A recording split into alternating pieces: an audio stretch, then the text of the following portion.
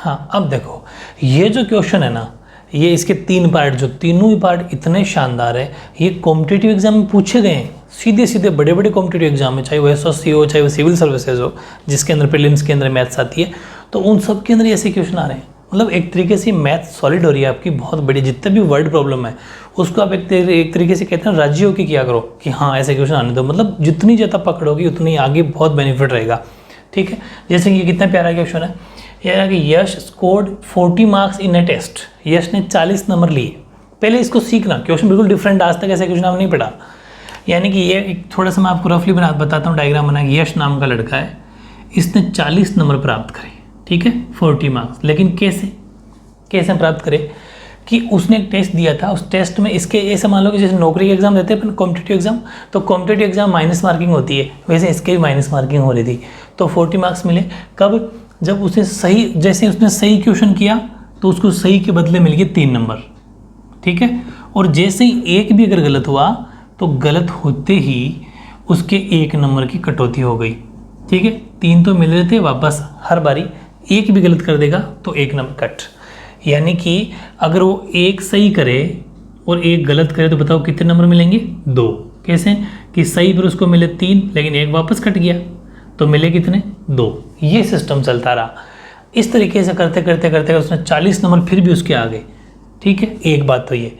दूसरी बात ये है कि यदि उसे सही, सेकंड कंडीशन हो रहा है कि अब अगर वो सही करता है उसको मिलते हैं 4 नंबर, ठीक है, और फिर गलत करते ही 2 कट जाते हैं। 2 कंडीशन है ना क्वेश्चन के अंदर, एक तो ये थी, एक ये है, गलत करते ही 2 कट जाते हैं। मतलब अगर उसने सपोज 3 क्वेश्चन किए तो उसके नंबर कितने बन गए, 12। और सपोज मान लो 2 वापस गलत हो गए उसके, 5 अटेंड करे थे, 5 अटेंड में उसके 3 तो ठीक हो गए, 2 गलत हो गए, तो मतलब 12 नंबर तो वहाँ आ गए, लेकिन वापस 4 नंबर कट गए। तो ओवरऑल उसके मार्क्स कितना है, 8, क्योंकि नंबर 12 बन रहे थे, लेकिन 4 माइनस मार्किंग हो गई क्योंकि 2 गलत हो गए, ठीक है। इस तरीके से ये क्वेश्चन पूछा आपने, कितना प्यारा क्वेश्चन है, सीधा सीधा कॉम्पिटिटिव एग्जाम में पूछा गया क्वेश्चन है। तो इसको अपन बहुत ही अच्छे से सॉल्व करेंगे, बस आपको समझते हुए चलना है, ठीक है।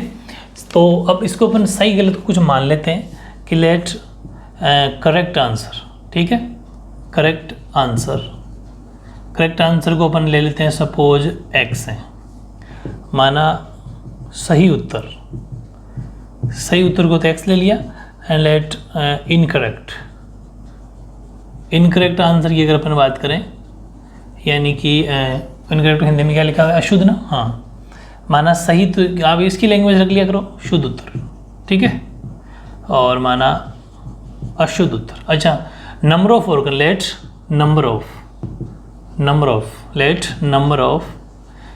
नंबर ऑफ करेक्ट आंसर, माना शुद्ध उत्तर, हाँ उत्तर तो सही था, उत्तरों की संख्या, answers. Let number of incorrect answers, माना अशुद्ध उत्तरों की संख्या, y, x और y अपने रख ली, ठीक है। अब पहली कंडीशन, फर्स्ट कंडीशन देखते हैं, पहली कंडीशन क्या है उसकी, यानी कि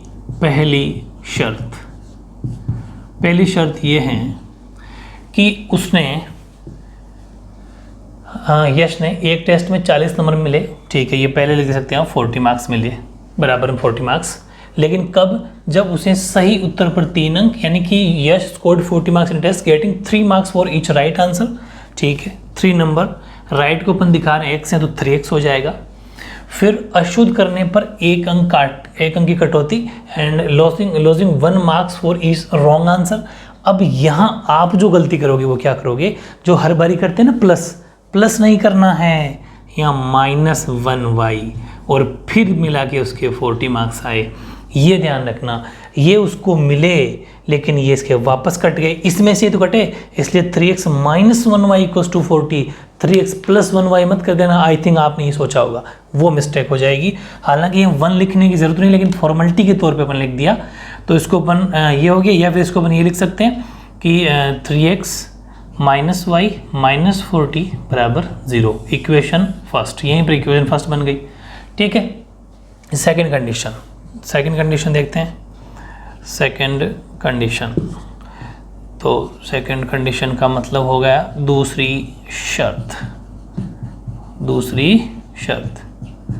दूसरी शर्त क्या है कि उसने 4 अंक मिले, ठीक है, सही को 4 अंक का एक्स को दिखाते हैं अपन, एक्स से दिखाते हैं, माइनस कट गए कितने, हर इक्वेशन पे 2 नंबर कट गए यानी कि 2y, फिर भी उसके 50 नंबर आ गए यानी कि 4x माइनस 2y माइनस 50 बराबर 0, या फिर आप 2 कॉमन भी ले सकते हो इसके अंदर, तो 2x माइनस 1y बराबर 50 वो भी हो सकता है, लेकिन कोई बड़ी वैल्यू नहीं है, इतना ही छोड़ दो, कोई बात नहीं। ये इक्वेशन 2 बन गई और अब तो इसके बाद में तो कुछ है ही नहीं।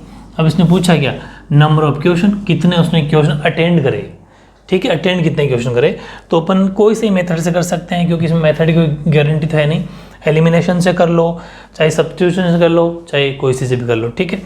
तो सपोज मैं कर देता हूँ बाय क्रॉस मल्टीप्लिकेशन, ठीक है, क्रॉस मल्टी, या फिर इसको एलिमिनेशन से कर देते हैं, कोई बात नहीं, ठीक है, एलिमिनेशन मेथड, क्योंकि इसमें कंडीशन ये है कि किसी भी विधि से करो, तो अपन एक बार इसको इससे करते हैं, विलोपन विधि से करने पर, किससे भी मेथड से भी कर सकते हो आप, मैं तो कहता हूँ तीनों से करना, आप ट्राई करना, ठीक है।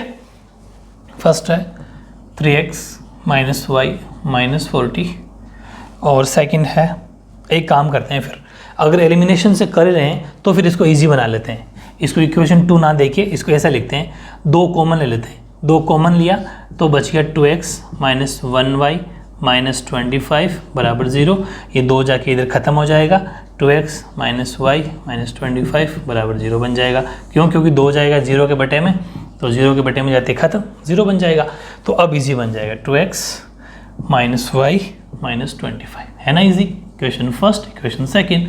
अब हमने एलिमिनेशन मेथड का मतलब विलोपन विधि, किसी एक को ख़त्म करना है तो दोनों में से अगर बराबर नहीं हो तो क्या करना पड़ता है, मल्टीप्लाई, लेकिन हमने देखा कि मल्टीप्लाई की तो उसकी गुंजाइश छोड़ी नहीं अपन ने, अगर ये रखते तो फिर मल्टीप्लाई करना पड़ता, इसको बराबर करना पड़ता, मुश्किल पड़ता फालतू में ही, वो स्मार्ट वर्क थोड़ी होता, हार्ड वर्क होता। तो वो अपन ने सोचा कि काम करते हैं, दोनों सेम टू सेम साइन के हैं तो दोनों को माइनस कर दो ताकि एक के चिन्ह बदल जाएंगे, तो ये प्लस का हो जाएगा, कट जाएगा आंसर, ठीक है। तो अपन ने क्या करा, सब्ट्रैक्टेड, बहुत इंपॉर्टेंट है, सब्ट्रैक्टेड क्यों करें, अब तो मेरे हिसाब से रट गया होगा, मैंने इतने सारे इक्वेशन करवा दिए। माइनस कब करना है, जब दोनों वैल्यू सेम टू सेम हो और सेम टू सेम साइन हो, चिन्ह हो, तब, वरना नहीं। सब्ट्रैक्टेड इक्वेशन फर्स्ट ले लो या सेकंड ले लो, सेकंड फ्रॉम इक्वेशन सेकंड, यानी कि समीकरण 1 में से, ठीक है, समीकरण 2 को घटाने पर, ठीक है। तो 3x minus y minus 40, 2x minus y minus 25, तो 9 नीचे साइन चेंज हो जाएंगे, प्लस का माइनस, प्लस प्लस, इससे ये कट गया और बराबर 0 दोनों के, यहाँ बराबर 0 है भाई, यहाँ पर भी, ठीक है, बराबर 0 है, हाँ, इस साथ ही कट गया, 3x माइनस 2x या तो ओनली फॉर 1x बचा, और यहाँ पर प्लस का 25 माइनस का 40, तो माइनस का 15 बच के बराबर 0, तो x की वैल्यू क्या हो जाएगी 15, ठीक है, x की वैल्यू 15 आ गई, और फिर इसकी वैल्यू को अपन किस में रख देंगे, the value of x put in कोई से भी इक्वेशन में, क्योंकि एलिमिनेशन में तो कोई से में रख दो, तो ईजी शायद ये पड़ेगी कि पड़ी, दोनों ठीक है, 1 में रख लो, चलो, यानी x का मान समीकरण 1 में रखने पर, समीकरण 1 में रखने पर x का मान, एक क्या है 3x की जगह 15 माइनस वाई माइनस 40 बराबर 0, ये हो गया 45 माइनस वाई माइनस 40 बराबर 0, तो 45 माइनस 40 को तो अपनी जगह रहने दो, y को उधर भेज दो ताकि y प्लस का हो जाए, तो y की वैल्यू हो जाएगी 5, ठीक है। तो x की वैल्यू 15 और y की वैल्यू 15, अब अपन ने जिसको x और y माना था उसका आंसर लिख देंगे, तो इसका मतलब ये हुआ कि उसने जो करेक्ट आंसर दिए, ठीक है, करेक्ट आंसर यानी कि सही उत्तर या शुद्ध उत्तर एक ही बात है, वो तो उसने दिए x का मतलब 15 क्वेश्चन तो उसने सही करे, और जो इनकरेक्ट होंगे उसके इनकरेक्ट आंसर यानी कि अशुद्ध उत्तर, वो तो शुद्ध है, ये शुद्ध है, वो 5 क्वेश्चन, ठीक है। ये उसके इस तरीके से 15 क्वेश्चन तो ठीक हुए उसके, और 5 क्वेश्चन से ओवरऑल ठीक है, तो कुल मिला के प्रश्नों की संख्या उसने पूछी थी, therefore total number of question,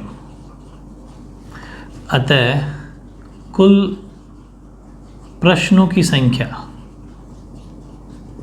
वो हो जाएगी 15 + 5 यानी कि 20 क्वेश्चन उसने अटेंड कर लिए, यानी कि 20 प्रश्न उसने ठीक करे। है ना इजी? तो मुश्किल कुछ भी नहीं है, बहुत आसान है, थोड़ी प्रैक्टिस करनी है और बहुत शानदार क्वेश्चन। अब आपको छोटा सा होमवर्क यही है कि इसको मैंने इस मेथड से करवाया ना, आपको क्रॉस मल्टीप्लिकेशन भी से भी करना है, मतलब वज्र गुणन से भी करना है, और सब्स्टिट्यूशन यानी कि प्रतिस्थापन विधि से भी इसको करना है। आंसर सेम ही आना चाहिए। ठीक है।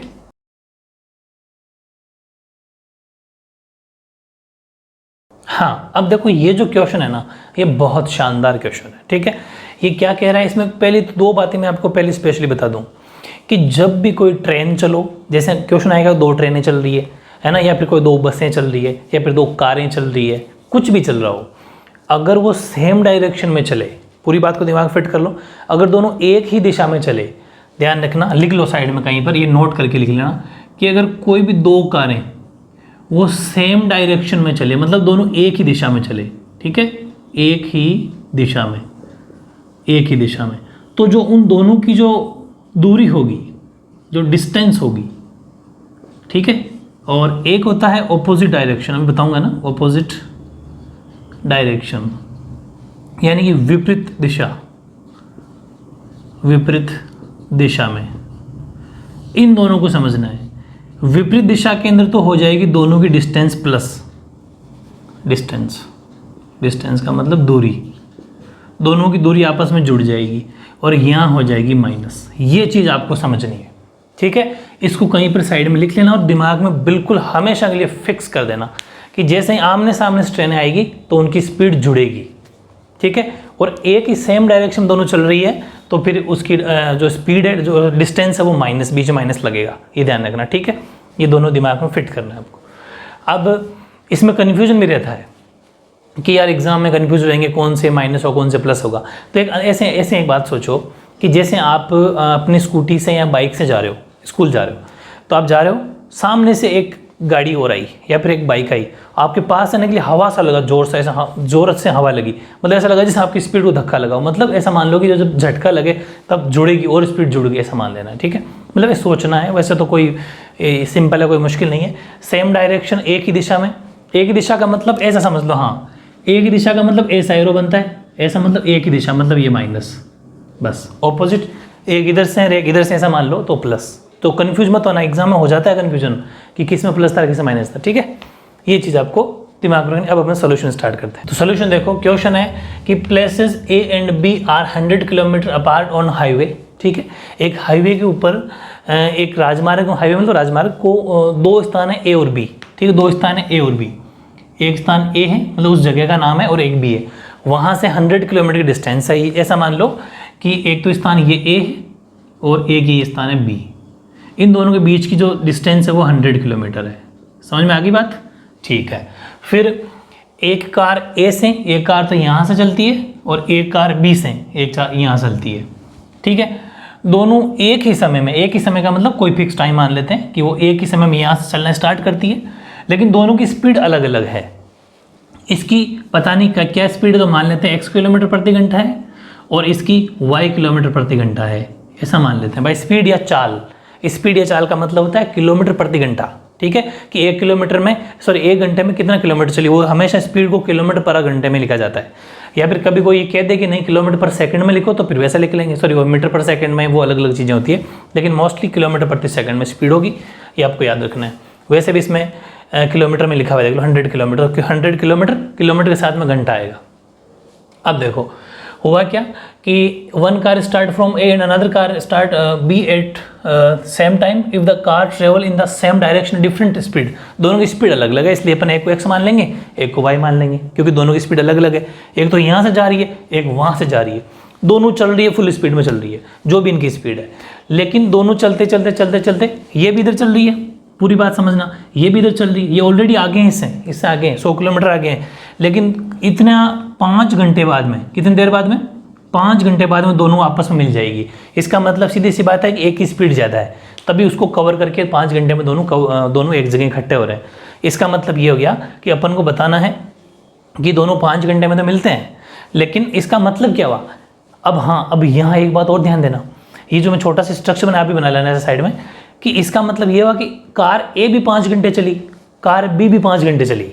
दिमाग फिट करो, कार ए भी 5 घंटे चली और कार बी भी 5 घंटे चली, दोनों 5-5 घंटे तो चली है, क्योंकि मिल गई 5 घंटे बाद में, और चल तो दोनों ही रही थी। बस इसकी स्पीड हो सकता है कुछ कम होगी, इसकी ज़्यादा होगी, तभी इसने उसको कवर कर लिया। ये बात ध्यान रखना, दोनों 5-5 घंटे चली है। अब मैं स्टार्ट करता हूँ सोल्यूशन। तो अपन थोड़ा स्टेटमेंट लिख देंगे कि लेट द स्पीड ऑफ, ठीक है, speed of first car.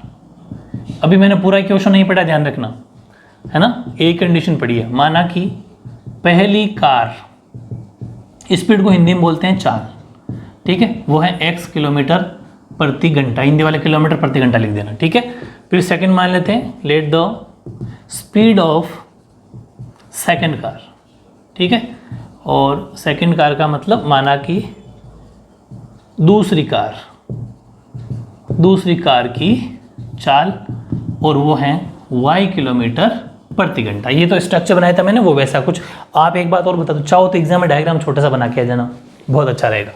x kilometre y kilometre, ठीक है। और एक बात थी, डिस्टेंस बिटवीन 2 पॉइंट्स, या फिर हाँ ठीक है, 2 points A and B, and लिख देना, सॉरी, यानी कि A व B के मध्य की दूरी, और वो है 100 किलोमीटर। 100 किलोमीटर की डिस्टेंस है दोनों कारों के बीच में, ए और बी के बीच में 100 किलोमीटर डिस्टेंस है। दोनों की स्पीड अपन ने जो लिख दी वो लिख दी, तीनों बातें समझ में आ गई। अब फर्स्ट कंडीशन जो भी अपन ने ये बात करी थी, फर्स्ट कंडीशन का मतलब पहली शर्त। और पहली शर्त क्या है? पहली शर्त है कि दोनों ही कारें यहाँ से ए और बी से स्टार्ट हो रही है, 5-5 घंटे चल रही है दोनों, लेकिन ये इसको 5 घंटे में कवर कर रहा है। इसका मतलब ये हुआ कि 5x ये पहली कार, 5y क्योंकि दोनों 5-5 घंटे चल रही है, y क्या है देखो हमेशा एक फॉर्मूला और साइड में लिख लेना, DST, मैं DST बोलता हूँ शॉर्ट में, DST का मतलब, D का मतलब डिस्टेंस यानी कि दूरी, S का मतलब स्पीड यानी कि चाल, और बीच में इंटू टाइम का मतलब समय, ये DST याद कर लेना। तो हम अभी क्या कर रहे हैं कि जो कार फर्स्ट है, जो इसकी अपन डिस्टेंस कवर की बात करें, पहली कार ने कितनी डिस्टेंस कवर करी और बी ने कितनी डिस्टेंस कवर करी, है ना, तो वो लिख रहे हैं अपन। तो ध्यान रखना फर्स्ट कंडीशन में कि distance covered by first car, पहली कार द्वारा तय की गई दूरी। और कितनी दूरी तय कर लेगा? डिस्टेंस का फॉर्मूला होता है स्पीड इनटू टाइम। स्पीड कितनी है? x, पहली कार की स्पीड क्या है? x किलोमीटर प्रति घंटा, इनटू टाइम कितना लग रहा है? 5 घंटे, क्योंकि दोनों ही कारें कितने चल रही है? 5-5 घंटे। और डिस्टेंस को किस में लिखेंगे अपन? किलोमीटर में। बहुत ईजी है ना, बिल्कुल मुश्किल नहीं है। ये फॉर्मूला साइड में लिख देना, ऐसा टीचर को दिखा देना सॉल्यूशन वाले में कि हम जानते हैं कि we know that distance equals to speed into time, दूरी बराबर चाल इनटू समय। तो हम पहली कार के द्वारा कि पहली कार चल तो गई यहाँ से लेके वहाँ तक, लेकिन कितनी डिस्टेंस कवर करी? भाई ये तो 100 किलोमीटर की तो दोनों के बीच की दूरी है, जबकि कारें तो आगे निकल गई बहुत, क्योंकि बी तो यहाँ से चल रही है, तो सोचो पता नहीं कहाँ मिली होगी आगे जाके। तो अपन को डिस्टेंस निकालना है पहले। तो कार ए के द्वारा तय की गई दूरी का फॉर्मूला स्पीड x किलोमीटर प्रति घंटा पहले वाले की, इनटू उसको टाइम जितना लगा। Same theory, distance covered by second car, यानी कि दूसरी कार द्वारा तय की गई दूरी। दूसरी कार की तय मतलब उसकी स्पीड क्या है भाई? फॉर्मूला वही y, इनटू उसको भी 5 घंटे लग रहे हैं, ठीक है। तो इसको आप चाहो तो 5x लिख लो, 5x, और इसको लिख सकते हैं अपन 5y, ठीक है, सिस्टमैटिक ढंग से। बाकी तो आप सब समझते ही हो कैसे लिखा ये, वो ठीक है। तय की गई दूरी, ये बातें लिख ली अपन ने दोनों की। अब जो इट मीन्स का मतलब अर्थात, अब इसका एक सिस्टमैटिक ढंग से लिख देंगे कि 5x। अच्छा एक ध्यान रखना साथ, यहाँ ये एक साथ एक बात और लिखते हैं, बट कौन सा डायरेक्शन क्या है दोनों का? एक ही समय में और भिन्न चालू से, लेकिन एक ही दिशा में। वेरी गुड, बहुत ज़रूरी है। बट सेम डायरेक्शन, बहुत बड़ी चीज़। स्टेटमेंट में बिल्कुल गलती नहीं, लेकिन एक ही दिशा में होगा। तो इसका मतलब ये हुआ कि 5x इसने तय करी, 5y इसने डिस्टेंस कवर करी और बराबर 100 किलोमीटर की डिस्टेंस, दोनों के बीच का गैप तो है ही, बीच में लगेगा माइनस 5x माइनस 5y बराबर 100, बीच का गैप, ठीक है, क्योंकि ये गैप ही तो कवर करना है। तो 5x minus 5y equal to 100, या फिर इसको अपन ये भी लिख सकते हैं, अगर 5 कॉमन लें तो x minus y equal to 100, यानी कि आपको नीचे लिखना है, मैं यहाँ लिख रहा हूँ, यानी कि x माइनस वाई बराबर 100, अपॉन में चला जाएगा 5, तो x minus y equal to 20। ये इक्वेशन बन जाएगी अपनी फर्स्ट। अभी तक तो एक ही इक्वेशन, ठीक है, ये बन गई फर्स्ट। ये बात थी। अब बात करते हैं सेकंड कंडीशन की। सेकंड कंडीशन, ये तो 5 घंटे के लिए बात हो गई। सेकंड कंडीशन का मतलब दूसरी शर्त। दूसरी शर्त क्या है? दूसरी शर्त है कि वो 5 घंटे मिलती, चलो ये बात हो गई, विपरीत दिशा में, ये ध्यान रखना, विपरीत दिशा में। किसी किसी बुक में क्वेश्चन शायद पुरानी बुक में पूरा नहीं है, कंप्लीट कर लेना उसको। तथा विपरीत दिशा में चलती हैं तो 1 घंटे पश्चात मिलती है, ठीक है, यानी कि if they travel towards each other, मतलब आमने सामने जब आती है, दे मीट इन 1 आवर, तो what are the speeds of 2 cars, तो दोनों कारों की चाल ज्ञात करो। ये तो थी सेम डायरेक्शन में।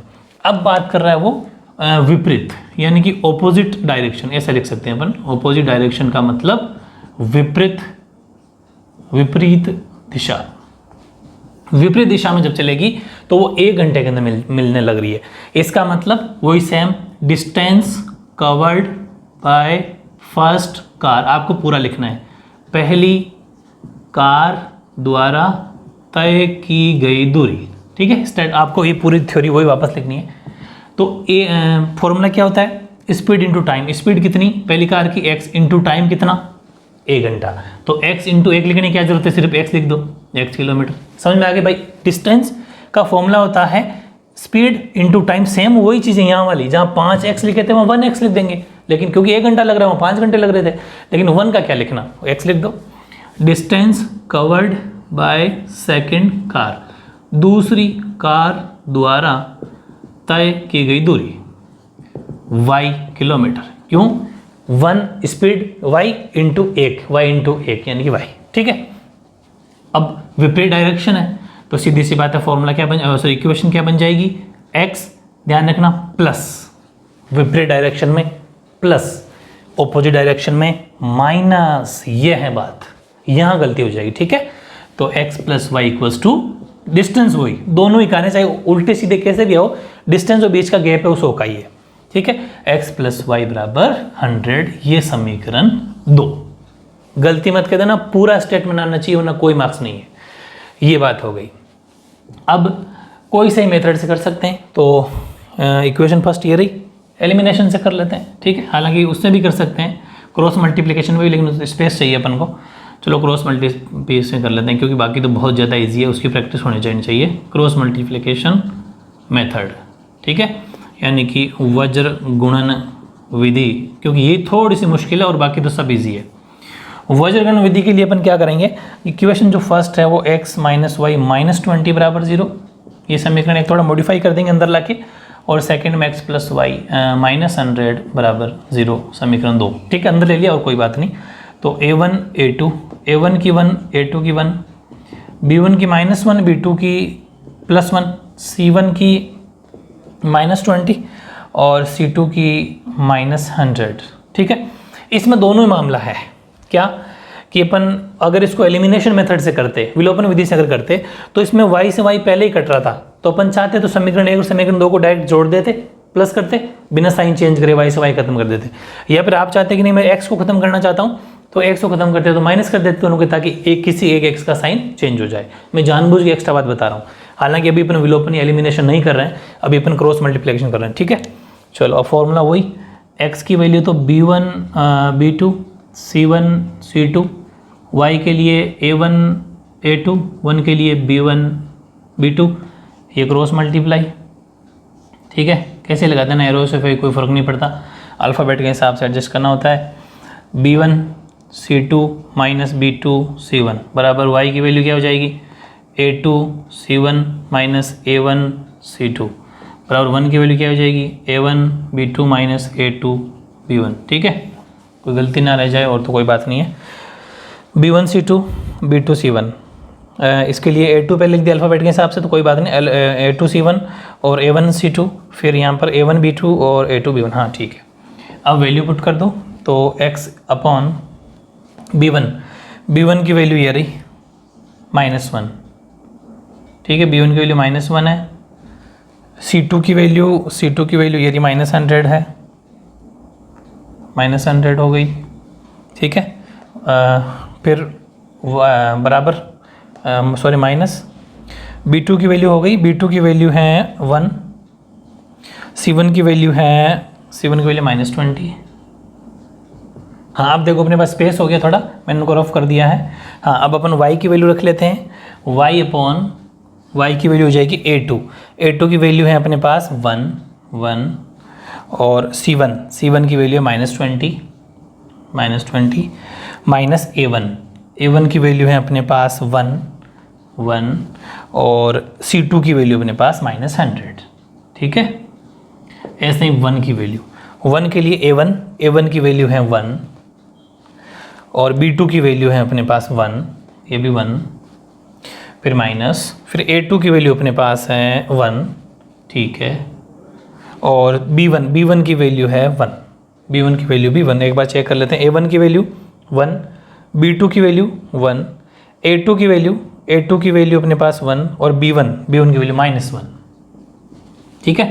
क्योंकि देखो यहाँ +1 अगर मैं करता तो फिर तो वो 0 हो जाता, और 0 तो हो नहीं सकता, यहाँ पर ध्यान रखना 0 कभी नहीं होगा। तो एक बार फिर से चेक कर लेना, कोई मिस्टेक रह गई हो तो, ठीक है। तो x की वैल्यू हो जाएगी -1 × -100 हो गया +100 और -1 × -20 ये हो गया +20 मल्टीप्लाई होने पर, ठीक है। ऐसे ही y की वैल्यू -20 -1 × -20 और -1 × -100 +100, ठीक है। और ये 1 की वैल्यू हो जाएगी 1 और -1, ठीक है, ओके। तो x की वैल्यू तो हो जाएगी 120 और y की वैल्यू हो जाएगी 80 और ये हो जाएगी 1/2। ये 3 पार्ट बना लेंगे अपन, फर्स्ट, सेकंड और ये अपना थर्ड। एक बार अपन by part first and part third से, यानी कि खंड फर्स्ट व खंड 3 से। आपको तो हालांकि इसके नीचे लिखना है, मैं यहाँ लिख रहा हूँ। फर्स्ट की वैल्यू है x/120, है ना, और थर्ड की वैल्यू 1/2। तो इसको इससे किया तो 2x क्रॉस मल्टीप्लाई कर रहे हैं और 120, तो x की वैल्यू हो जाएगी 120/2, तो x बराबर आ गया 60। और x के 60 आने का मतलब पहली कार की स्पीड जो x किलोमीटर प्रति घंटा थी, यानी कि वो 60 किलोमीटर प्रति घंटा होगी, लास्ट में लिखा दूंगा। ऐसे अपन एक बार और करते हैं by part second and part third, ठीक है, यानी कि खंड सेकंड व खंड थर्ड से।